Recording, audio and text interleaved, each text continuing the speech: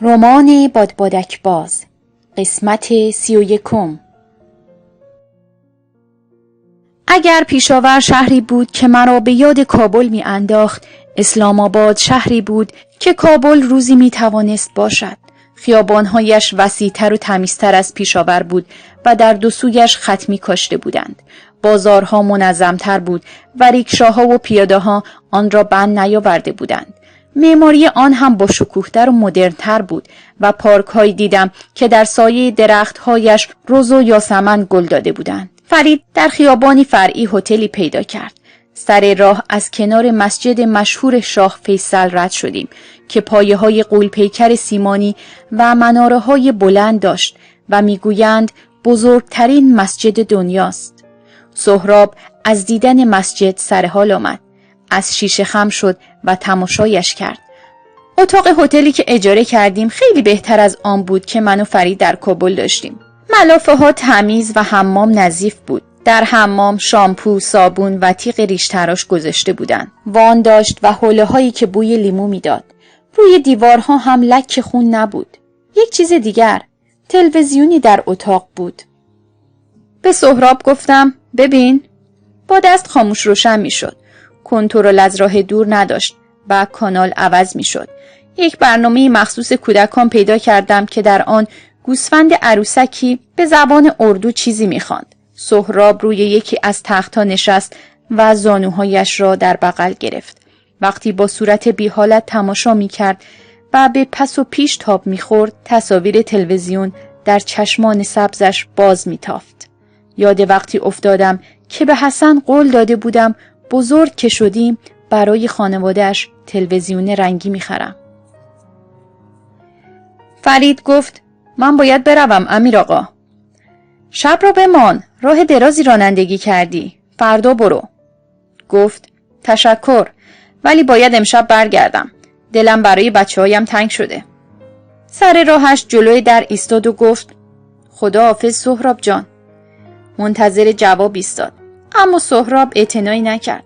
همانطور به پس و پیش تاب خورد و صورتش را نور نقره‌ای تصاویر تلویزیون روشن می کرد. کنار در پاکتی به دست فرید دادم. بازش که کرد دهانش از حیرت باز ماند. گفتم نمیدانستم چطور از تو تشکر کنم. تو کار زیادی برایم کردی. فرید که کمی گیج شده بود گفت چقدر این توست؟ کمی بیشتر از $2000. شروع کرد بگوید 2000. لب بالایش کمی میلرزید. کمی بعد که از جدول خیابان فاصله گرفت دوباره بوق زد و دست تکان داد. من هم برایش دست تکان دادم. دیگر فرید را ندیدم.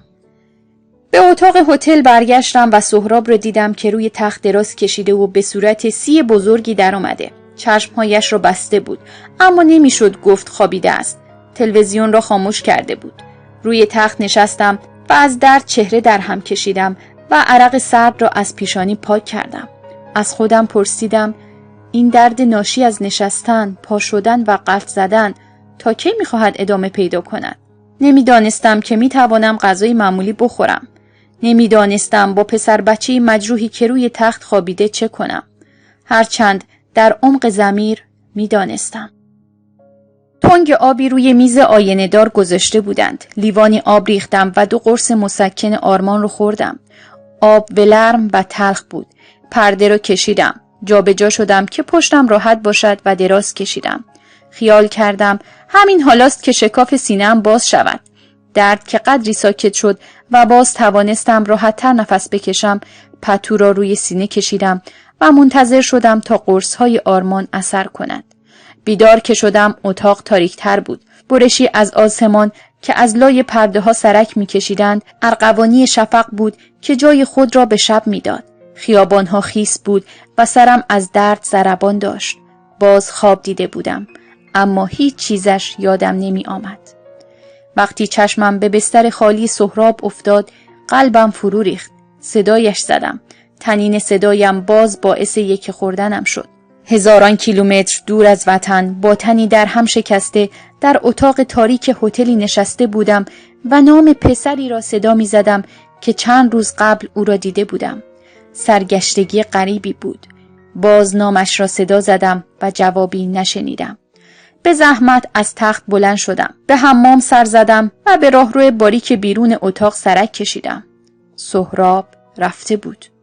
در را بستم و خود را شلان شلان به دفتر مدیر رساندم. برای سر پا ماندن یک دست را به نرده کنار راهرو گرفتم. در کنج سرسرای هتل یک درخت نخل مصنوعی پرگرد و غبار گذاشته بودند و روی کاغذ دیواریش فلامینگوهای صورتی در پرواز بودند. مدیر هتل را در حال خواندن روزنامه‌ای پشت پیشخوانی که روکش فرمیکا داشت دیدم. قیافه سهراب را برایش شرح دادم و پرسیدم که آیا او را دیده؟ روزنامه را کنار گذاشت و عینک مطالعه را از چشمانش برداشت. موهای چربی داشت و سیبیل کوچک مربعی با تک و توک موهای خاکستری در آن. آهی کشید و گفت پسرها دوست دارم برای خودشون بپلکن. من 3 پسر دارم. صبح تا غروب میزنن به چاک و مادرشان رو توی زحمت میاندازن. خودش رو با روزنامه باد زد و به آرواره هم خیره شد. گفتم فکر نمی کنم خواسته باشد این دور و برها بپلکد. به علاوه ما اهل اینجا نیستیم. میترسم گم شده باشد. سرش را به این سو و آن سو تکان داد و گفت پس لازم بود مواظب پسر باشید آقا. میدانم، اما خب خوابم برد و وقتی بیدار شدم او رفته بود. پسرها خیلی مواظبت میخواهند، میدانید؟ بله میدانم. نبضم تندتر زد. چطور میتواند این همه در برابر دستپاچگیم بی‌اعتنا باشد؟ روزنامه را به دست دیگر داد و به باد زدن خود ادامه داد. گفت حالا دوچرخه میخواهند. گفتم کیا؟ پسرهای من. میگویم بابا لطفاً یک دوچرخه برایمان بخر تا دیگر دردسر درست نکنیم. خنده‌ای تو دماغی کرد و گفت دوچرخه؟ مادرشان مرا میکشد، قسم میخورم. اگر برای آنها دوچرخه بگیرم. یکهو به نظرم رسید سهراب در گودالی یا توی صندوق عقب اتومبیلی دست و پا و دهان بسته افتاده است. نمیخواستم خون او هم گردنم بیفتد. خون او دیگر نه. گفتم خواهش میکنم آقا. از گوشه چشم نامش را که روی پیراهن آستین کوتاه نخی آبیش دوخته شده بود خواندم. آقای فیاض، او رو ندیدید؟ پسره رو میگم.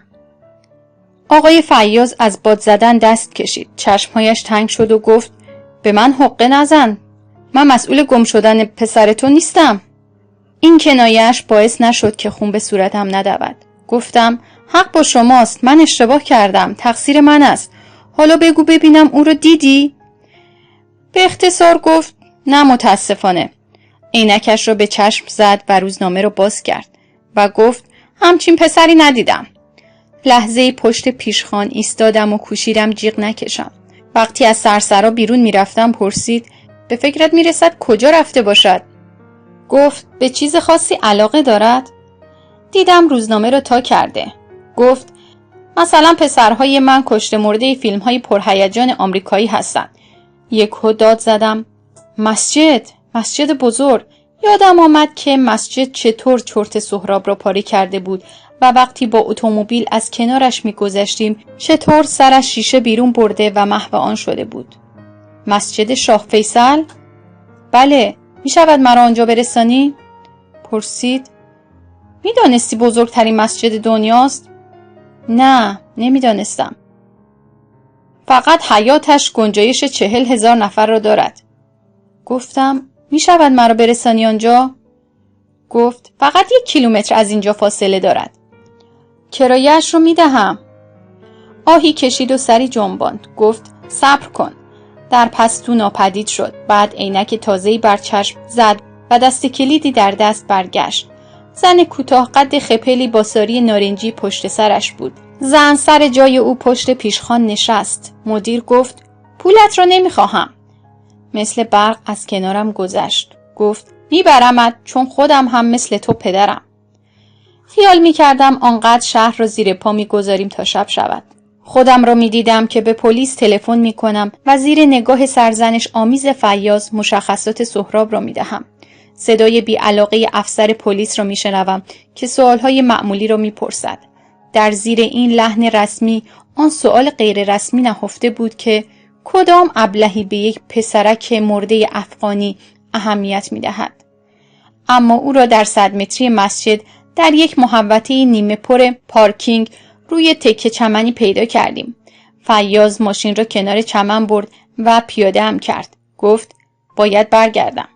گفتم خوب است، ما پیاده برمیگردیم. متشکرم آقای فیاض.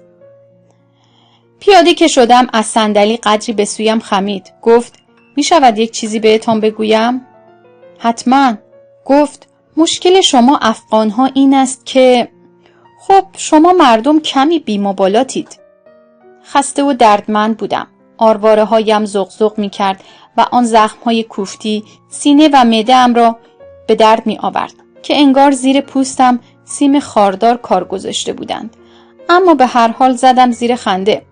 فیاض داشت به حرفایش ادامه میداد، اما من چنان قشقشی را انداخته بودم که با آن سیمهای باز نشده دهانم عجیب به نظر می رسید.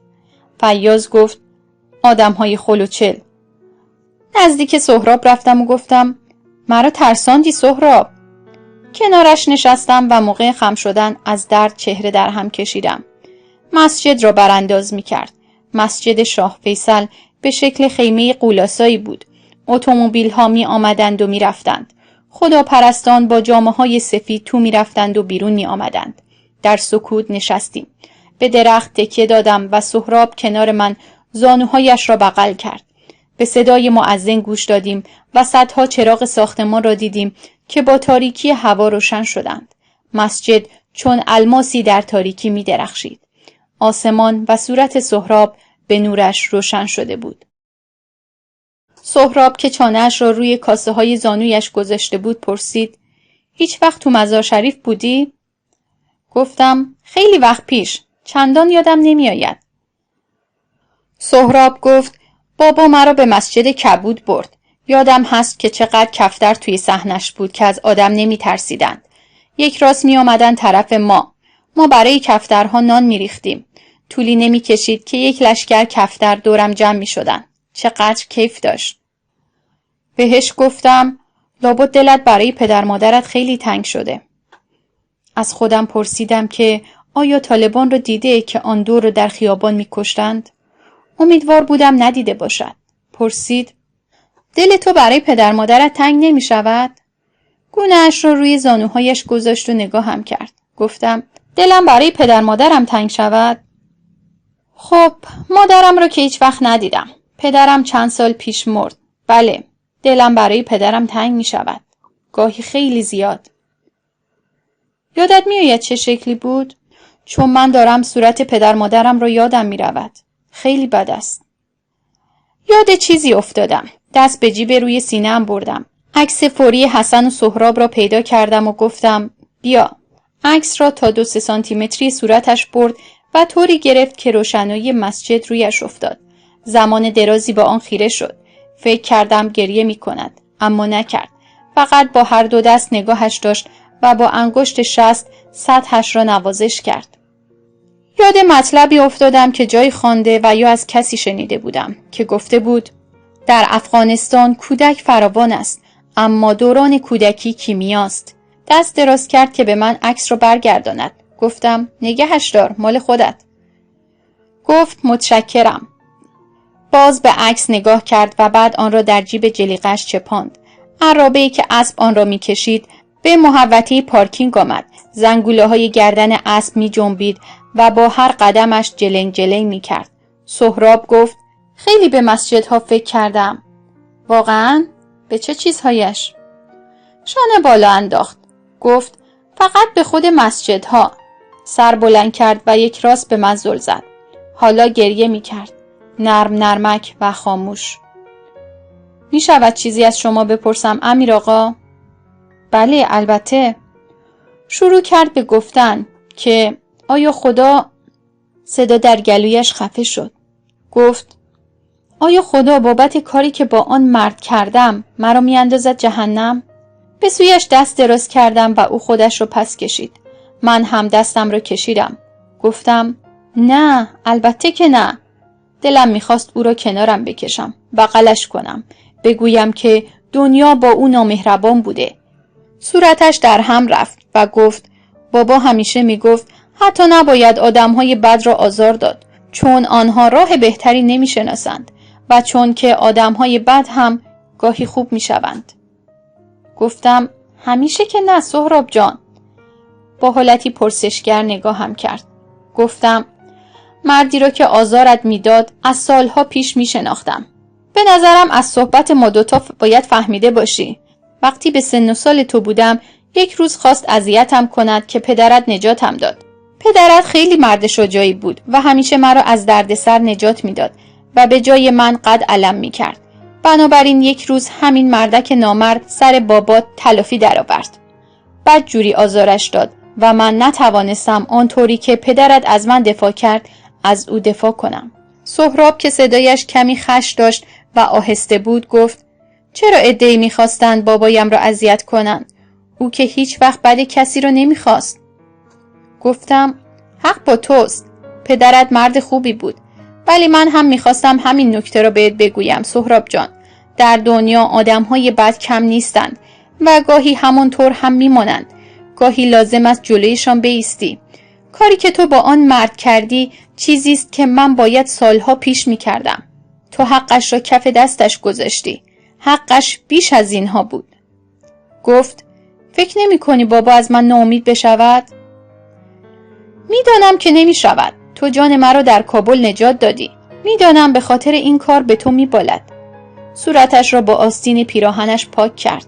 این کار باعث شد باز آب دهان و دماغش راه بیفتد. صورتش را در دستهایش پنهان کرد و پیش از اینکه باز به حرف بیاید مدتی گریه کرد. با صدایی شبیه قار و قور گفت دلم برای بابا و ننه تنگ شده. دلم برای رحیم خان تنگ شده. ولی گاهی خوشحال می شوم که نیستند. چرا؟ دست روی بازویش گذاشتم. آن را پس کشید. بین حقحقهایش توپق زنان گفت چون نمیخواهم مرا ببینند. من کثیفم. نفس را تو کشید و گذاشت با ناله‌ای طولانی و پرخسخس بیرون بیاید. گفت من کثیفم و پر از گناه. تو کثیف نیستی سهراب. تو ابداً کثیف نیستی. گفت کارهایی که با من کردن آن مرد و دوتای دیگر. کارهایی کردن که گفتم تو نه کثیفی و نه پرگناه. باز بازویش را لمس کردم و او پس کشید. با ملایمت بیشتر رفتم او را به خود چسباندم.